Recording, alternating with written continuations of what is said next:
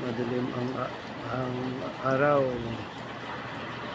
Ayan guys, hindi na ito makalako ito sa tinderong gala. Ayan, punta muna tayo doon sa baba guys. Tingnan natin yung yung ating paninda.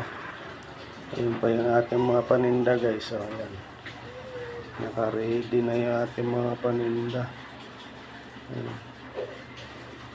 Ay, pero doon guys sa doon sa labas mayroon na sa tray, mayroon na yung laman yung ating tray dyan. Ayan, paano kasi masungit ang panahon. Ayan, hindi tayo makapagtinda ngayon guys. Ayan guys, oh. Ayan, masungit ang panahon.